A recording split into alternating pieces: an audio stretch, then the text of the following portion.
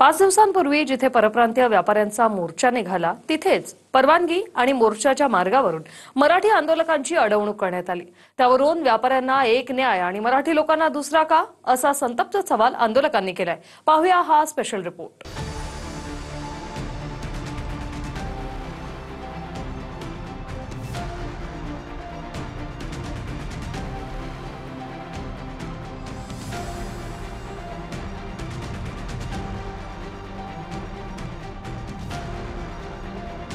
मराठी एकीकरण समिती, मनसे, ठाकरेंचे कार्यकर्ते आणि मराठी लोक साधा मोर्चा काढणार म्हणून पोलिसांनी अशा पद्धतीने धरपकड केली।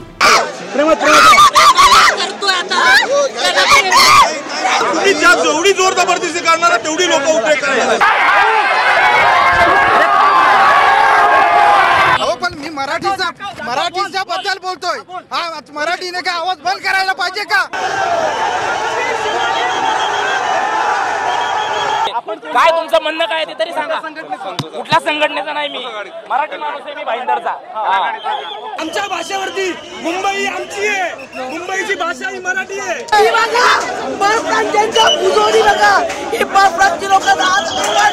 बाकीचे बाहेरून येणारे लोक आवाज करतात आणि मराठी माणसाने आवाज करू नये का? मराठी आमच्या हक्काची, त्यांच्यासाठी आम्ही इकडे आमची बोलायलाच पाहिजे। बोलला नाही तर मराठी लोकांचं सगळं संपून जाईल। गुजराती जय गुजराती असं म्हणाले, जय गुजरात म्हणाले, तेव्हा सगळे बहिरे झालेले का? तेव्हा सगळे बहिरे झालेले का? तोंडाने पण बोलू शकत नाही मॅडम आम्ही। आता एखाद्या सामान्य माणसाने बोलूच नाही का? 5 दिवसांपूर्वी याच मीरा भाईंदरमध्ये काही मराठी द्वेष्ट्या व्यापाऱ्यांनी मोर्चा काढला। मात्र त्यांच्या मोर्चात पोलीस व सरकारकडून काडीचाही व्यत्यय आणला गेला नाही। दुसरीकडे पोलिसांनी मात्र मराठीच्या मोर्चा आधीच अगदी पहाटे पहाटे लोकांच्या घरात जात धरपकड मोहीम सुरू केली। फक्त पुरुषच नाही तर महिलांना सुद्धा मोर्चा आधी स्थानबद्ध करण्यात आलं।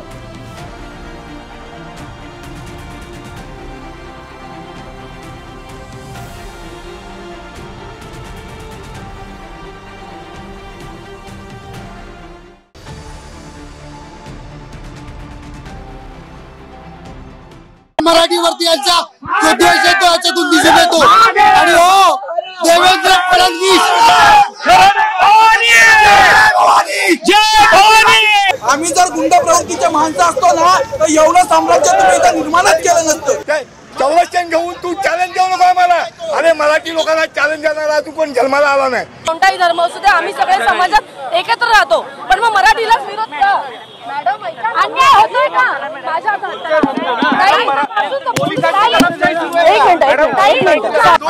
ना मी डुबीन मारीन। आमच्याकडे देवस्थानका येताव, आमच्याकडे फिरायला येताव, आम्हाला सांग ना, आम्ही नाही डुबून मारणार। हे भाजपवाले सर्व करत आहेत काय? माझ्या मतांसाठी बाई नाही एकच आहे, कोण वाकलं नाही। एवढी दडपशाही, एवढे हजारो पोलीस, एक शब्द तोंडातनं काढला तर उचलून गाड्यांमध्ये टाकतायत, जबरदस्ती करतायत। हा हे चाललंय काय नक्की? हे ते बोलायला तयार नाहीयेत। गाडीत बसा, गाडीत बसा। अरे गाडीत बसा काय? याच्यासाठी मिळवलं होता का महाराष्ट्र?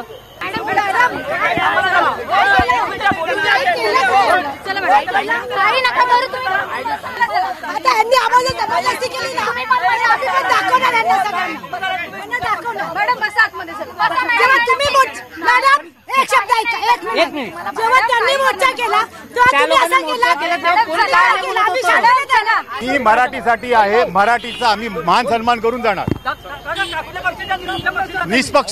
निष्पक्ष हा त्यांना अडचण झाली असेल मराठीची म्हणून अडचण, बाकी कोणाला काही नाही। तुम्ही बसा।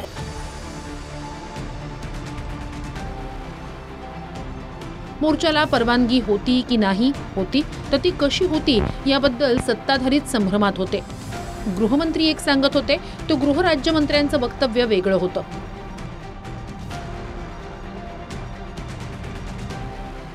बघा, शेवटी कायदा सुव्यवस्थेचा प्रश्न निर्माण होऊ नये ह्याकरता जी काही काळजी घेणं आवश्यक ती काळजी आम्ही घेतोय। आपण अशा वेळेस आपण व्यापाऱ्यांना देखील कुठलीही मोर्चाची परवानगी दिली नव्हती, त्यांच्यावरती देखील आपण गुन्हे दाखल केलेले आहेत। त्यामुळे आपण व्यापाऱ्यांना एक आणि मराठीच्या विषयाला घेऊन जे आंदोलन करते ह्यांना दोषाने असं आपण काहीही केलेलं नाही. परवानगी आजही आम्ही परवानगी द्यायला तयार आहोत. आपण फक्त कायदा शेवटी याच्यामध्ये काही कोर्टाच्या काही गाईडलाईन्स देखील आहेत. मोर्चाची परवानगी देत असताना त्या गाईडलाईन्सचं आम्हाला पालन करायचं आहे. कायदा सुव्यवस्था प्रश्न निर्माण होऊ नये ह्याची आम्हाला काळजी घ्यायची आहे. असं आहे तेही मी विचारलं. त्याच्यावर सीपींनी मला सांगितलेलं आहे की जो रूट दिला त्या रूटवर जुना मोर्चा निघाला. त्यांनी कुठल्याही रूटचा आग्रह केला नाही. यांनी स्पेसिफिक अशा रूटचा आग्रह केला की जिथे मोर्चा काढणं कठीण आहे. त्यांना काल रात्री मग त्यांनी अशी मागणी केली की आम्हाला सभा घ्यायची आहे. त्याची परवानगी त्यांना दिली की ठीक आहे तुम्ही सभा घ्या, पण त्यांना स्पेसिफिक अशा ठिकाणीच तो मोर्चा न्यायचा होता की ज्यातनं काही अडचणी निर्माण झाल्या असत्या, कायदा सुव्यवस्थेचे विषय निर्माण झाले असते.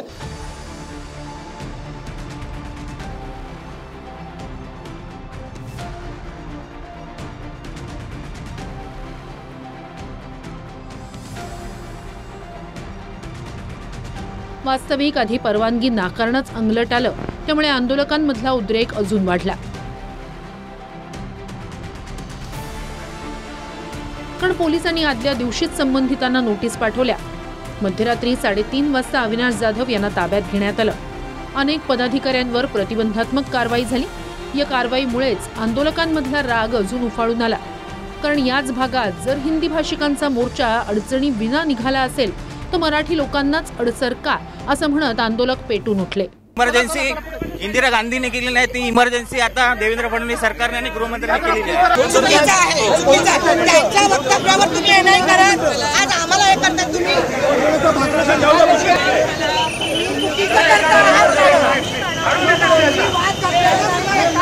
व्यापारी जेव्हा बाहेर आले तेव्हा का नाही आणि हा कायदा वापरला? फक्त इथल्या स्थानिक लोकांसाठी हा कायदा. काही प्रकारची परवानगी नसते. मग फक्त मराठी लोकांनाच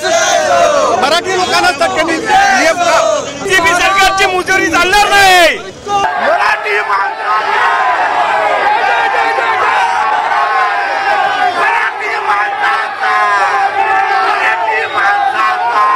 या सरकारचा निषेध निषेध निषेध.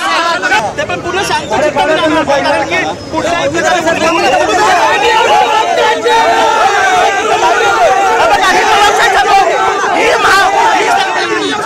पोलिसांचं म्हणणं असंही होतं की या संदर्भात काही लोकांच्या संदर्भात त्यांच्याकडे काही इनपुट्स आले होते की त्यांना त्या ठिकाणी वेगळ्या प्रकारची काही कारवाई करायची आहे.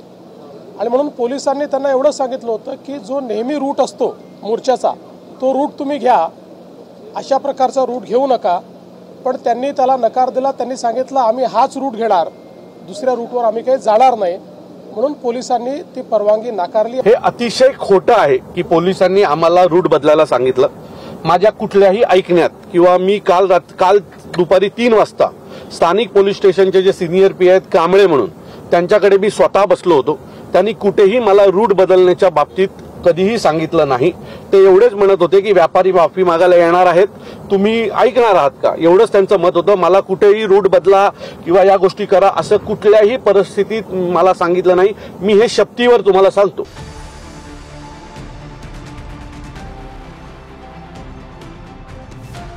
मराठी आंदोलकांसोबत आधी पोलिसांची बाचाबाची झाली, वाद झाला. नंतर पोलिसांनी बळाचा वापर करत धरपकड सुरू केली.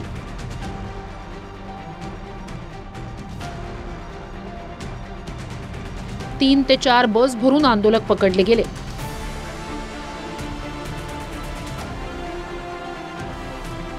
मात्र धरपकड अंगलट येऊ लागल्याचं लक्षात येताच पोलिसांनी मोर्चाला परवानगी दिली.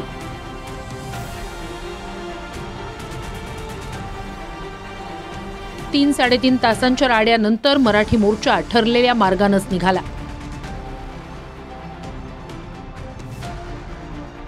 मनसेचे अभिजित पानसे, संदीप देशपांडे यांच्यासह उद्धव ठाकरे गटाचे राजन विचारे आणि इतर मराठी प्रेमी मोठ्या संख्येनं आंदोलनात सहभागी झाले.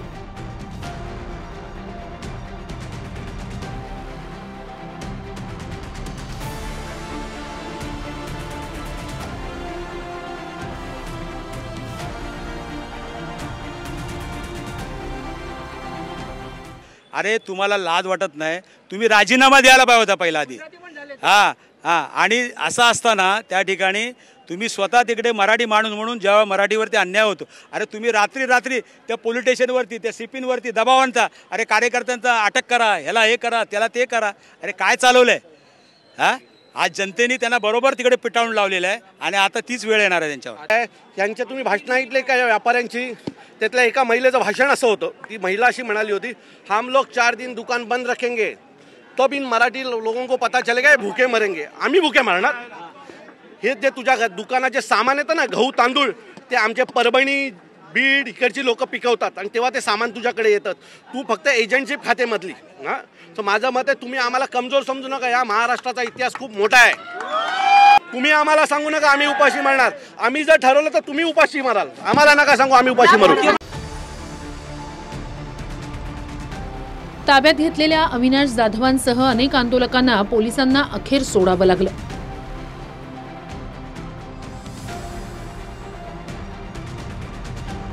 सर्व जाती धर्मासह मराठीला मातृभूमी मानणारे अनेक उत्तर भारतीय सुद्धा मराठीच्या मोर्चात सहभागी होते. राजकारणी पोळ्या भाजण्यासाठी जे आहेत त्यांच्यासाठी आम्ही इकडे आमची पुस्तक मराठी अस्मितेसाठी काहीच पर्याय नाहीये. मराठी मुख्यमंत्री असल्यानंतर, मराठी उपमुख्यमंत्री असल्यानंतर इथे आम्हाला दाबलं जातं, इथे पकडून आम्हाला दिलं जातं. मुख्यमंत्री तुम्हाला निराश केलंय. हो, पण मी मराठीच्या बद्दल बोलतोय. हा, मराठीने काय आवाज बंद करायला पाहिजे का? बाकीचे बाहेरून येणारे लोक आवाज करतात आणि मराठी माणसाने आवाज करू नये का? माझ्या आजूबाजूला तुम्ही बघाल तर स्थलांतरित माणसं उभी आहेत. तुमचं नाव काय? गुप्ताजी. हे काय? तिवारीजी. अनेक पिढ्यांपासून इथे उभे आहेत आणि तुम्ही मराठी भाषेसाठी एकवटलात. मग काही अमराठी व्यावसायिकांनी किंवा व्यापाऱ्यांनी जो काही बंद पुकारलेला होता, शक्ती प्रदर्शन करण्याचा प्रयत्न केलेला होता, त्यांना काय तुम्हाला सांगायचं आहे? महाराष्ट्रात राहून मराठी भाषेवरती प्रेम करणं गरजेचं आहे. मला सुद्धा अशा गोष्टी का होत आहेत? हे जे आहेत ना, हे जे राजकारण आहेत, भरपूर राजकारण होत आहेत. एक दिवसा बंद केले ना, कोणासाठी बंद केले? परप्रांतीयासाठी. आज भूमिपुत्रासाठी बंद काय नाही, पोलीस काय परवानगी देत नाही. मी त्यांच्यासाठी उभे आहेत.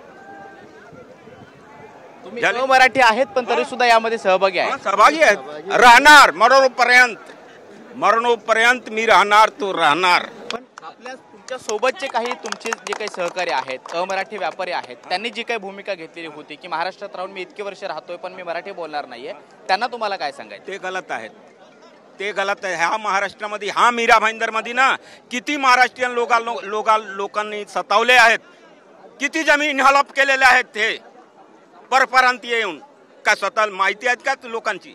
किती जमीन हडप, खाडीची जमीन हडपून घेऊन आले. 5 दिवसांपूर्वी मराठी भाषेबद्दल मुजोरी करणाऱ्या एका व्यापाऱ्याला मनसे कार्यकर्त्यांनी मारहाण केली. मात्र ही घटना का घडली, ते मागची पार्श्वभूमी काय होती हे इतर व्यापाऱ्यांनी समजून घेणं गरजेचं होतं. मात्र तसं न करता एका घटनेवरून त्या भागातल्या समस्त व्यापाऱ्यांनी मीरा भाईंदरमध्ये बंद पुकारत मोर्चा काढला.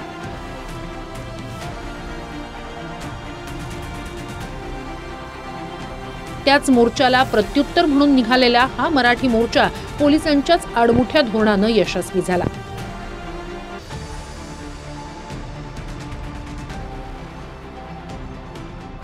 हिरा ढाकणे, TV9 मराठी, मुंबई.